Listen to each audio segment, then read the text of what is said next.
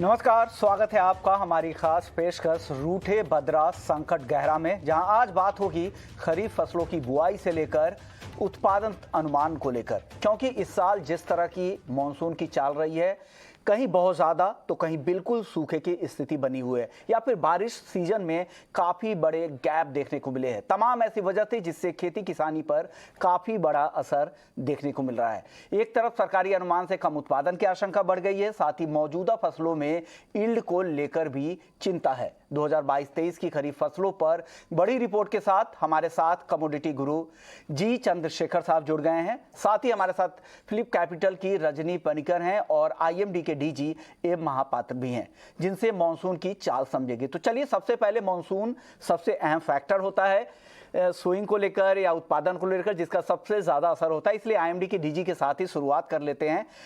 महापात्रा साहब, जिस तरह से मॉनसून की चाल इस बार रही है, हालांकि अनुमान भी उतने सटीक नहीं रहे हैं, चाहे वो आईएमडी के हों या फिर स्काईमेट के हो, क्योंकि आप लोगों ने पहले कहा भी था कि क्लाइमेट चेंज का असर काफ़ी हद तक इस बार देखने को मिल रहा है।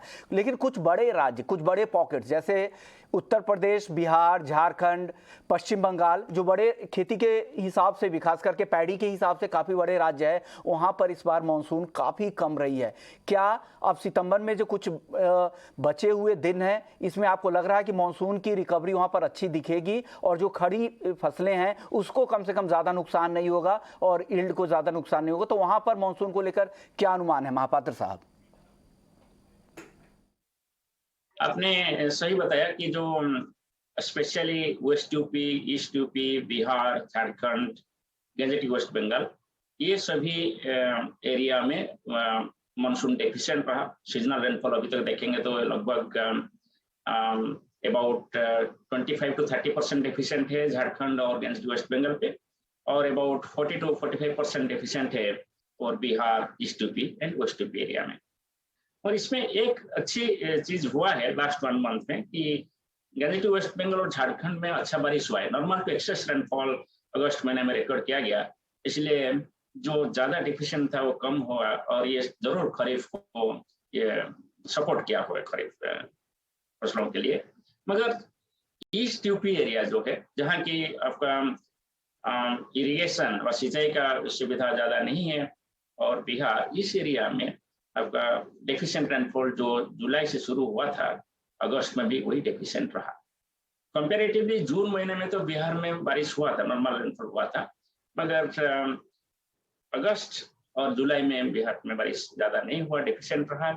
और east UP and west UP continued to be deficient from June, July and August. और वेस्ट यूपी में कुछ हद तक हमारे वहाँ इरिगेशन फैसिलिटी है, इसलिए आप वेजिटेशन इंडेक्स देखेंगे तो आपको कुछ वेजिटेशन दिखाई देगा वेस्ट में। मगर खेती का काम बात करें तो मोस्ट अफेक्टेड एरिया शायद रेनफॉल के हिसाब से आप कंसिडर करें तो ईस्ट यूपी होगा। ओके, यानी जो यूपी, बिहार, झारखंड जैसे कुछ बड़े राज्य है, पश्चिम बंगाल, जहां धान की खेती के लिए सबसे ज़्यादा यहां पर खेती होती है, इन राज्यों को लेकर ही स्थिति की दिक्कत है। तो जी चंद्रशेखर साहब की एक रिपोर्ट है, सबसे पहले सोइंग की रिपोर्ट देते हैं, फिर प्रोडक्शन की रिपोर्ट पर उनसे चर्चा करेंगे। पहले सोइंग की स्थिति आपको बता देते हैं अलग अलग फसलों का। अगर पैडी की सबसे पहले बात करें, धान की, तो 2 सितंबर तक की जो बुआई के आंकड़े आए हैं वो अब तक सिर्फ 384 लाख हेक्टेयर में बुआई हुई है, जबकि 5 साल का अगर आप औसत देखें तो 397, यानी 5 साल के औसत से कम बुआई हुई है। 2021 का जो एरिया है उससे तो काफी कम बुआई है, 416 लाख हेक्टेयर में 2021 में पैडी की बुआई हुई थी। दलहन की भी अगर बात करें तो दलहन की भी बुआई कम है, 130 लाख हेक्टेयर में सिर्फ दलहन की बुआई हुई है, और 5 साल का औसत है 140 लाख हेक्टेयर, जबकि 2021 में भी 140 लाख हेक्टेयर में बुआई हुई थी। मोटा अनाज, हालांकि यहां पर भी कम ही बुआई है, 179 लाख हेक्टेयर में। तिलहन की बात करें, यहां पर हालांकि जो 5 साल का औसत है उससे बेहतर जरूर दिख रहा है, लेकिन पिछले साल से ये भी कम है। और कॉटन, एक अहम क्रॉप जो कैश क्रॉप भी जाना जाता है, 126 लाख हेक्टेयर, 5 साल के औसत के आसपास ही, और जो 2021 का जो एरिया है वो 118 तक। तो 2021 के मुकाबले बेहतर जरूर दिख रहा है, लेकिन 5 साल के औसत के आसपास ही है। अब शुगर की बात करते हैं तो शुगर केन की अगर बात करें तो यहाँ पर भी जो नंबर हैं वो भी बहुत इनकरेजिंग नहीं है, ठीक ठाक ये कहे जा सकते हैं, आसपास ही है, बहुत ज़्यादा बढ़े हुए नहीं है। चलिए अब उत्पादन को लेकर आपको बता दें, उत्पादन की रिपोर्ट है सर की, चंद्रशेखर सर की। सर सबसे पहले धान को लेकर आपका क्या अनुमान है? सरकार ने इस साल जो लक्ष्य तय कर रखा है 1120 लाख टन का, और अनुमान आपका क्या है? सबसे पहले मैं आपको बधाई दूंगा फॉर योर कैप्शन, रूठा बदरा। संकट कितना गहरा होगा हम समझ लेंगे कुछ ही क्षणों में। सबसे पहले राइस, चावल को लेकर के ज़रूर दिक्कतें आएंगी, क्योंकि चावल का जो अनुमान है 1120 लाख टन का है, मगर उसका सामने मैं देख रहा हूँ 1010 से 1001 से लेकर के 1004 तक का ही उत्पादन होगा। यानी मिलियन में हम बताएंगे तो 101 लाख से 104 लाख मिलियन, यानी कि कम से कम 10 मिलियन टन्स, 10 यानी 100 लाख टन कम होने का संभावना है हमारा लक्ष्य से, टारगेट से। तो जब चावल का उत्पादन कम होता है, हमें इसे कॉन्टेक्स्ट में देखना है। एक कॉन्टेक्स्ट है हमारा गेहूं का जो फसल था अप्रैल मई जून महीने का, वो भी काफ़ी कम है। 111 मिलियन टन का जो उत्पादन सरकार का अनुमान में 106 हो गया है, और मैं मानता हूँ वो 100 मिलियन से ज़्यादा नहीं है। तो काफ़ी टाइट हो गया है गेहूं का अवेलेबिलिटी, और आगे जा कर के चावल का भी जो अवेलेबिलिटी है टाइट होने का संभावना है। तो इसको सरकार में जो लोग हैं, policy makers, they must take this on board. Okay, चलिए सबसे पहले चावल की हमने बात की है, तो चावल उत्पादन का जो सर का अनुमान है वो सरकारी अनुमान से करीब करीब 100 लाख टन कम चावल का उत्पादन हो सकता है। गेहूं को उत्पादन को लेकर तो चिंता है ही, वहां पर तो उत्पादन कम होने की संभावना, तो सरकार ने भी अपने जो उत्पादन के अनुमान है उसको कम कर रखा है, और अब चावल को लेकर भी चिंता है। इस रिपोर्ट का मकसद यही है कि अलर्ट हो, समय से पहले अलर्ट हो, चाहे हमारी तैयारी ऐसी रहे, हमारे बफर स्टॉक ऐसे रहे, ताकि घरेलू बाजार में दिक्कत नहीं हो। अब रजनी मैम, अब आपसे जानना चाहूंगा, आपको क्या लगता है, क्या ऐसे में आपको लग रहा है आने वाले समय में राइस के दाम भी ऊपर जाएंगे या दिक्कत नहीं होगी? आपका अनुमान क्या कह रहा है? अब जैसे चंद्रशेखर जी ने कहा है, डेफिनेटली हम जो ट्रेंड देख रहे हैं उसमें तो क्लियर हो रहा है कि नॉर्थ ईस्ट वगैरह में जो कम बरसात हुई, नियरली 18% डिफिशिएंट, उसके कारण एकरेज इम्पैक्ट हुआ है, और इसके कारण चावल का जो प्रोडक्शन है वो लोअर है। तो इस स्थिति में प्राइस को लेकर जो ऊपर जाने का संभावना क्लियरली दिख रहा है। उसके लिए जैसे सर बता रहे हैं, पॉलिसी इनिशिएटिव्स अगर हम लोग टाइमली करें तो हम लोग बहुत प्राइस राइज होने के पहले उसके जो टाइमली मैनेजमेंट पॉलिसीज जो अवेलेबल है गवर्नमेंट के पास, अगर वो सब इम्प्लीमेंट करें तो शायद जो एक इम्पॉर्टेंट मुद्दा भी है गवर्नमेंट का, इन्फ्लेशन कंट्रोल, करेक्ट पॉलिसीज और ऐसे एस्टिमेट्स जो अगर करेक्ट निकले और उस बेसिस पे करेक्ट डिसीजंस लिया जाए तो ऑब्वियसली प्राइस रादर देन अपन जो प्राइस बढ़ जाने के बाद जो एक रिएक्शन होता है, हम लोग अगर प्रिपरेटरी कर ले पहले ही, तो मुझे लगता है कि प्राइस बहुत जल्दी होगा हम लोग को बोलने के लिए कि बढ़ेगा, बिकॉज इतना सिंपल नहीं है कि सबको दिख रहा है कि प्रोडक्शन कम है इस साल। गेहूं का भी जैसे सर ने बताया है प्रोडक्शन में कमी, तो ये सब पॉलिसी डिसीजन मेकर्स जो है वो इस सबसे ऊपर नहीं है, वो इन टच है। तो डेफिनेटली पॉलिसी इनिशिएटिव्स लिया जाएगा और उस बेसिस पे प्राइस को जिस तरह से बढ़ना चाहिए शायद वो कंट्रोल हो सकता है अगर करेक्ट पॉलिसी इनिशिएटिव्स आए।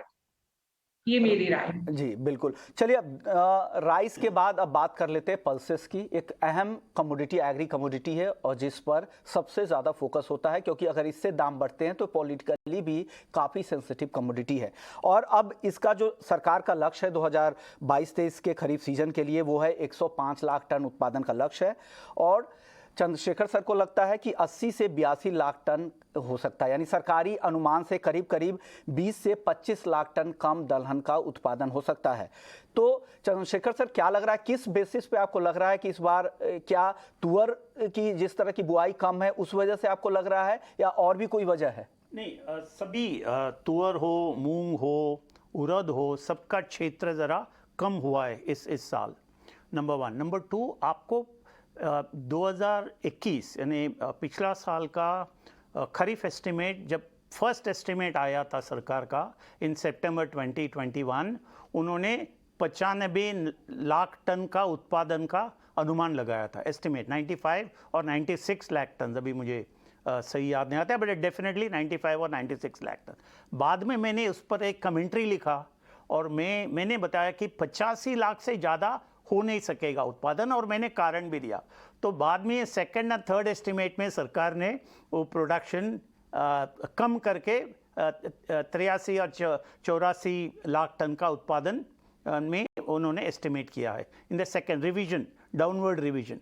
अब मैं मानता हूँ इस साल ज़रूर एकरेज कम है और मॉनसून का जो वितरण था वो भी इतना अच्छा नहीं था। जुलाई में अच्छा बारिश हुआ है, अगस्त में भी हुआ है, but when you look at overall national distribution वो ज़रा और भी ज़रा ठीक नहीं था, तो उसके वजह से यील्ड में ज़रा कम होने का संभावना है, क्वालिटी गुणवत्ता में ज़रा कमी आने का संभावना है। ये सब नज़र में रखते हुए मेरा अनुमान है कि 80 से 82 लाख टन का ही होगा। पिछला साल का अनुमान था 84 लाख, तो उससे ज़रा सा कम होने का संभावना मैं देख रहा हूँ। इसका असर क्या होगा मार्केट में? पहले ही मार्केट में पिछले 8-10 दिनों में मार्केट पार्टिसिपेंट्स को महसूस हो गया है कि उत्पादन कम होने वाला है या उत्पादन बढ़ेगा नहीं इस साल पिछले साल के मुकाबले, therefore prices have started to rise.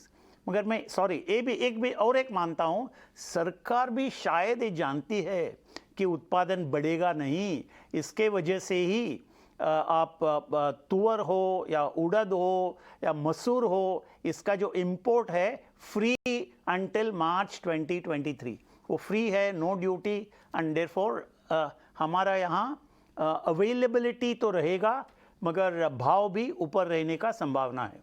Okay, यानी जो 3 जो पल्सेस है तुअर को लेकर, तुअर जो सरकार का अनुमान है 45 लाख टन के आसपास का, लेकिन सर को लग रहा है कि 38 से 40 लाख टन का उत्पादन तुअर का हो सकता है। उड़द जो सरकारी अनुमान है 27 लाख टन का, वो 18 से 20 लाख टन ही हो सकता है। मूंग 25 लाख टन का सरकारी अनुमान है और सर को लग रहा है कि 14 से 15 लाख टन का अनुमान हो सकता है। सर चंद्रशेखर सर, ये तो सरकार का लक्ष्य है जी, टारगेट है, ये जो 45, 27 और 25 लाख टन का सरकार का लक्ष्य है, तो लक्ष्य से काफी नीचे होगा काफी सर। लेकिन अब मेरा सवाल आपसे एक ये होगा, अब नाफेड के पास करीब 30 लाख टन चने का स्टॉक है, क्या चने से इस कमी की भरपाई हो जाएगी या फिर दालों में आने वाले समय में दालों की महंगाई देखने को मिलेगी? मैं मानता हूं कि जो खरीफ के दाल है, जो तुअर है, उड़द है, मूंग है, उनका भाव बढ़ने का संभावना ज़्यादा है। ज़रूर सरकार को नाफेड का पास जितना स्टॉक है, करीबन 30 लाख टन का स्टॉक है, उसको बेचना पड़ेगा और वो बेचेंगे, मगर उनको उस स्टॉक को तुरंत बेचना पड़ेगा क्योंकि चना का बुआई नवंबर दिसंबर में होगा, उसका आवक शुरू हो जाएगा मार्च 2023 में, तो उसके पहले उनको माल बेच करके दे नीड टू इम्प्रूव और ऑगमेंट द अवेलेबिलिटी, तो उसके लिए उनको तुरंत निर्णय लेना पड़ेगा। ओके रजनी मैम, अभी सरकार ने एक फैसला भी लिया है कि राज्यों को वो डिस्काउंट पे देंगे, जो सोशल स्कीम जो सरकार की चलती है उसके लिए चना की सप्लाई होगी, ताकि स्टॉक कम होगा वहाँ से, तो सरकार वापस से चने की प्रोक्योरमेंट के लिए तैयारी भी करेगी अगले सीजन में। क्या लग रहा है, चने जो कमी सर जैसा बता रहे हैं कि सरकार का जो लक्ष्य है दलहन उत्पादन का उससे काफ़ी कम रह सकता है, तो ऐसे में क्या भरपाई चना कर पाएगा और दाम जो जिस लेवल पे है उसी के आसपास ही बने रहेंगे? चना का जो प्रोडक्शन है, जैसे बाकी के जो दलहन है वो खरीफ क्रॉप्स का हम अभी तक डिस्कस कर रहे थे। चना जैसे आप जानते हो वो विंटर क्रॉप है, तो नाफेड के पास जो स्टॉक है उससे थोड़ा बहुत प्राइस स्टेबिलिटी लाने की कोशिश सरकार कर रही है और बिल्कुल करना भी चाहिए, पर बहुत डिपेंड वो भी होगा प्राइस ट्रेंड पे कि अपना विंटर क्रॉप किस तरह से प्रोग्रेस करता है, और अगर लेट मॉनसून हुआ जिसके कारण सॉइल मॉइस्चर कंडीशंस एडिक्वेट रहे फॉर चना क्रॉप जब वो सोइंग में जाएगा तो बहुत कुछ प्राइस का कंट्रोल हो भी सकता है, बट ऑफ कोर्स वो थोड़ा सा प्रोजेक्टिव काइंड ऑफ फिगर है। इस बारे में इस टू अर्ली है बात करना, बट जो नाफेड का स्टॉक है वो गिवन द सिचुएशन काफी प्राइस स्टेबिलिटी अगर थ्रू स्टेट सब्सिडाइज प्रोग्राम्स हो पाए तो प्राइसेस पे थोड़ा कम इम्पैक्ट होना चाहिए। चलिए अब तिलहन की बात कर लेते हैं। तिलहन बुआई के भी सर जो नंबर हैं वो सोयाबीन बुआई भी पिछले सीजन से कम हो रहे हैं, मूंगफली की बुआई तो काफ़ी कम दिख रही है। एक सनफ्लावर है, हालांकि उसकी जो मात्रा होती है वो काफ़ी कम होती है तो वो ज़्यादा इम्पैक्टफुल नहीं रहेगा, लेकिन जिस तरह से बुआई कम है, आपको क्या लग रहा है सरकार के लक्ष्य से क्या तिलहन में भी दिक्कत रहने वाली है? तिलहन का उत्पादन भी इस साल कम रहेगा? हाँ, मैं मानता हूँ ज़रूर 10% तो कम होगा लक्ष्य का तुलना में। मेरा अनुमान है 215 लाख टन से लेकर के 225 लाख टन इस दायरे में रहेगा हमारा उत्पादन, जो पिछले साल वॉज 239 लाख टन, उससे भी कम होगा। लक्ष्य से भी हमारा उत्पादन कम होने का खतरा है। और ख़ास करके मूंगफली का जो एरिया है वो गुजरात में, कर्नाटका में, आंध्र प्रदेश, तीनों जो बड़े स्टेट है मूंगफली के लिए, वहाँ ज़रा सा एरिया कम है, क्षेत्र कम है, बुआई का क्षेत्र। तो और फिर सोयाबीन का तो ऑफ कोर्स मध्य प्रदेश है, राजस्थान है और महाराष्ट्र, जहाँ बरसात तो अच्छा हुआ है। तो सोयाबीन का भी मेरा अनुमान है 115 से 120 लाख टन का उत्पादन का अनुमान। तो फॉर ओवरऑल तिलहन का जो लक्ष्य है उससे कम होगा, पिछले साल के मुकाबले से भी कम होगा, और इस साल का उत्पादन 2015 से 2025। तो इसका वजह से भाव में कोई बड़ा राहत नहीं मिलेगा। विश्व बाजार में समझिए भाव घट गया तो उसका फ़ायदा हमें मिल सकता है, नहीं तो हम सिर्फ हमारा डोमेस्टिक मार्केट फंडामेंटल्स हम देखेंगे तो काफ़ी अवेलेबिलिटी टाइट रहेगा और भाव कोई बड़ा राहत भाव में मिलने का मौका मैं नहीं देख रहा हूँ। ओके, यानी तिलहन उत्पादन का पहले आपको बता दें कि सरकार का जो लक्ष्य है वो है 269 लाख टन का, और सर को लग रहा है कि 215 से 225 लाख टन ही तिलहन का उत्पादन इस सीजन में रह सकता है, जो करीब करीब 10% के आसपास कम है, यानी काफ़ी कम है। एक तरफ सरकार की कोशिश ये है कि तिलहन उत्पादन में आत्मनिर्भर बनने की, और दूसरी तरफ एक तो बुआई भी कम हो रहे हैं पिछले सीजन के मुकाबले, और यील्ड भी उस तरह से नहीं बढ़ रहे हैं जैसा बढ़ना चाहिए। और तीसरी चिंता सबसे बड़ी बात यह है कि रिकवरी, जो भी सीड्स होते हैं उसमें रिकवरी भी कम है। अब आपको एक कॉटन सीड्स देखिए, कॉटन सीड्स का सबसे ज़्यादा उत्पादन होता है, जो अगर ऑयल सीड्स की अगर बात करें तो, लेकिन रिकवरी रेट वहाँ पर 10 से 12% के आसपास है, जो बाकी तेलों में रिकवरी रेट 40-45% के आसपास होता है। तो अगर 117 लाख टन हम कॉटन सीड, तो हम जो वैकल्पिक हमारे पास जो व्यवस्था है उसकी तरफ भी शिफ्ट नहीं हो पा रहे हैं, और यही वजह है कि हमारा इंपोर्ट बिल खाने के तेल को लेकर बढ़ता जा रहा है। और आने वाले सीजन में जिस तरह के उत्पादन को लेकर अभी रिपोर्ट आ रही है, अनुमान आ रहे हैं, ऐसा लग नहीं रहा है कि इंपोर्ट बिल कम रहने वाला है और इंपोर्ट पर निर्भरता हमारी आगे भी बनी रहेगी। रजनी मैम, क्या लग रहा है? सबसे बड़ी चिंता तिलहन को लेकर हमेशा रहती है और इंपोर्ट पर पूरी तरह से निर्भर, एक देश नहीं, पाम तेल के लिए जहां मलेशिया, इंडोनेशिया पर निर्भर है, फिर ब्राजील और अर्जेंटीना पे सोया तेल के लिए निर्भर रहते हैं, और सनफ्लावर को लेकर रूस, यूक्रेन जैसे देशों पे। ऐसे में कैसे काम होगा? आपको लग रहा है आत्मनिर्भर बनने की बात तो कह रहे हैं, एडिबल ऑयल मिशन की शुरुआत हो गई थी, 1 साल हो गया, उस पर अभी तक कुछ काम नहीं हो रहा, कैसे होगा? ऑफकोर्स सरकार तो इस पे काम कर भी रही है, और बहुत सारे एसोसिएशंस भी है, जैसे सॉल्वेंट एसोसिएशन, जिन्होंने मस्टर्ड, कैस्टर, ऑफकोर्स कैस्टर इतना ऑयल सीड नहीं माना जाता है, बट मस्टर्ड वगैरह में उन्होंने मॉडल फार्म का प्रोग्राम किया है, जिसमें काफी बढ़ोतरी हुई है यील्ड में। तो ऐसे एसोसिएशंस प्लस हमारे जो सीड रिसर्च है गवर्नमेंट ऑफ इंडिया के, उनका भी कोशिश जारी है कि किस तरह से उत्पादन को बढ़ाया जाए, जो मोस्टली सारे खरीफ क्रॉप्स और रबी क्रॉप्स हो। एक कांस्टेंट एक कंसर्न बना है, एंड ये कंसर्न तो आई मीन एटलीस्ट 2 दशक हो गए इसके बारे में बात करते करते, बट सरकार को उस पर ज्यादा फोकस करना चाहिए और शायद ये कोशिश हो भी रही है कि अपना प्रोडक्टिविटी कैसे इंक्रीज करे एटलीस्ट ग्लोबल स्टैंडर्ड से, इससे काफी कुछ राहत मिल सकता है। बाकी जैसे ऑयल सीड में जो ऑयल का इंपोर्ट है वो काफी डिसाइड करता है कि ऑयल सीड का भी प्राइस कहाँ जाता है। आपने मेंशन किया मलेशिया, इंडोनेशिया, इन सब का जो सीजनली प्रोडक्शन है वो बढ़ता है around this time from October, और वो बढ़ते जाता है टिल अबाउट जनवरी फरवरी। तो उस फेज के कारण जब प्रोडक्शन बढ़ता है इन कंट्रीज में, प्राइसेस नीचे आने की पूरी संभावना दिखता है। Plus on the demand side अगर देखा जाए तो चाइना में जो लॉकडाउन अभी रिसेंटली भी अनाउंस किया है, उसके कारण भी डिमांड शायद चाइना जो एक सबसे large buyer of edible oils है वो भी कम हो सकता है। तो ये सब फैक्टर्स के कारण ऑयल का जो प्राइस डायरेक्शन जो वो ऑयल सीड को देता है उसमें थोड़ा सा गिरावट की संभावना दिख रही है। तो इससे भी इंडियन मार्केट्स को राहत मिलना चाहिए। आपने जैसे साउथ अमेरिका की बात की है, यूक्रेन ने अभी हार्वेस्ट शुरू किया है डिस्पाइट डिफिकल्ट कंडीशंस देयर, पर 1% तक उनका हार्वेस्ट शुरू हुआ है।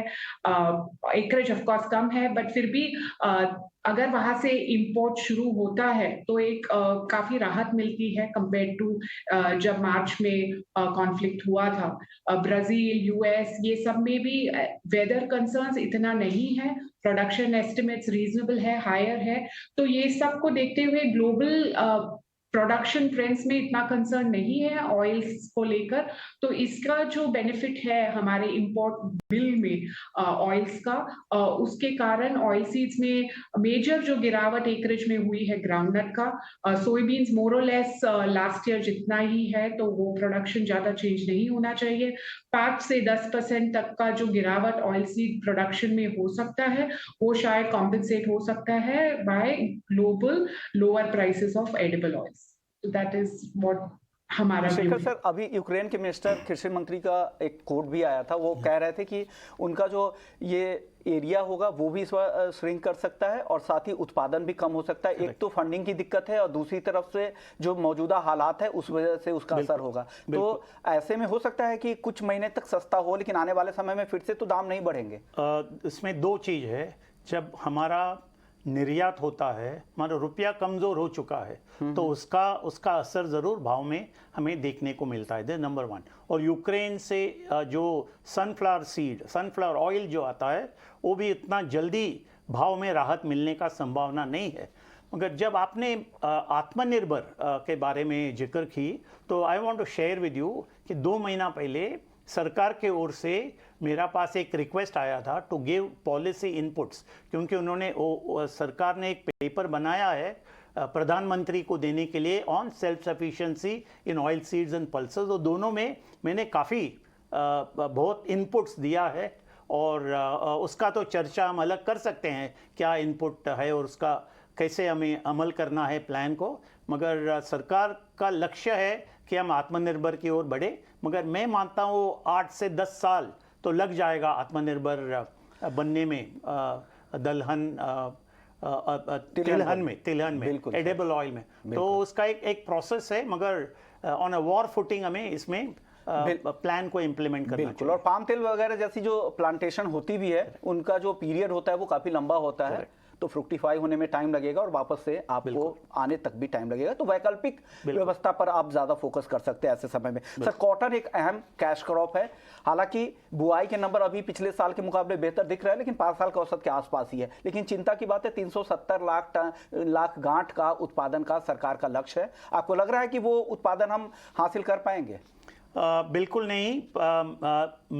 मैं सोच रहा था 3-4 महीना पहले भी कि किसान इतना ज्यादा भाव देखा है मार्केट में कॉटन का, रुई का, तो उसका बुआई का क्षेत्र ज्यादा होना चाहिए, मगर हुआ ही नहीं। मैं सोच रहा था कि 130 लाख हेक्टेयर तक बुआई हो सकती है, मगर वो 125-126 में आकर के रुक गया है, जो पिछले 5 साल का औसत है। तो उसमें कोई प्राइस का कोई इम्पैक्ट मुझे दिख नहीं रहा है ऑन एकरेज। नंबर 1। नंबर 2, पिछले साल हमारा बरसात, डिस्ट्रीब्यूशन ऑफ रेन, उसका वितरण सही नहीं था, उसके वजह से हमारा उत्पादन घट गया है। 312 लाख गांठ का ही था। इस साल लक्ष्य है 370 लाख का, जैसे आपने बताया, मगर उसका सामने मेरा अनुमान है ऑन करंट रेकनिंग 335 से 345 लाख गांठ का ही उत्पादन हो सकता है।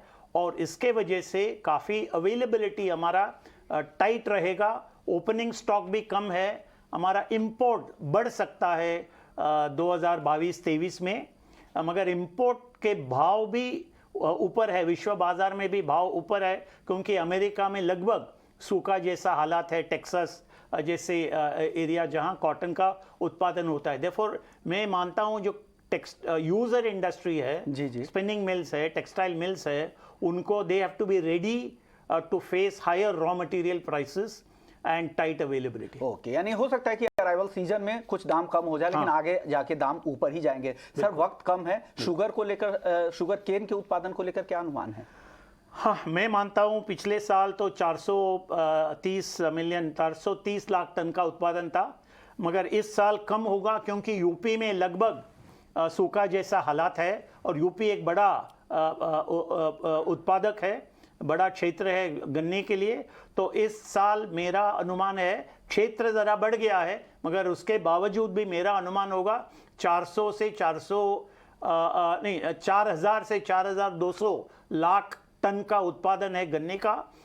हमारा देश के लिए ज़्यादा है, काफ़ी है। और हमारा चीनी का उत्पादन 30 मिलियन यानी 300 लाख टन से ज़्यादा होगा, और एक्सेस प्रोडक्शन होगा हमारा देश में। उसके वजह से दबाव रहेगा चीनी का भाव में, और हमारा निर्यात करने का भी ज़्यादा कोशिश रहेगा। मैं मानता हूं कि जो क्षेत्र है गन्ने का, कम से कम 10% उसे कम करना चाहिए। ओके, तो ये कुछ रिपोर्ट थी खरीफ सीजन को लेकर, और अर्ली रिपोर्ट थी जो सर ने बनाई थी, और इसका मकसद डराना नहीं, इसका मकसद था कि हमें अलर्ट होना, ताकि जो घरेलू जो हमारी जरूरत है उसकी कमी ना हो, और पहले से अलर्ट रहेंगे तो हमारी तैयारी भी पहले से रहेगी। शुक्रिया। मैं मानता हूं ये फॉरवर्ड गाइडेंस है। जी, आपने सही बताया, देयर इज नो अलार्म। उत्पादन ठीक है, मगर पिछले साल के मुकाबले ज़्यादा नहीं है, और लक्ष्य के सामने हम तुलना करेंगे तो भी कम है, but there is no panic, that is very clear, और this is forward guidance. Okay, यानी गाइडेंस है, आपको तैयारी इसके लिए करनी चाहिए। अगर कुछ कम हो सकता है तो कैसे उसकी भरपाई होगी, या कमी तो नहीं होगी, पूरा आकलन कर सकते हैं, फिर उस हिसाब से आगे की तैयारी भी कर सकते हैं। शुक्रिया चंद्रशेखर सर इस पूरी रिपोर्ट के लिए। रजनी मैम, आपका भी शुक्रिया, और महापात्रा सर, आपका भी शुक्रिया। आप लोगों ने वक्त निकाला और इस खास चर्चा को और भी खास बना दिया। तो इस खास पेशकश में फिलहाल इतना ही, लेकिन आप बने रहिए हमारे साथ। ब्रेक के बाद भी खबरों का सिलसिला यहाँ चलता रहेगा। नमस्कार।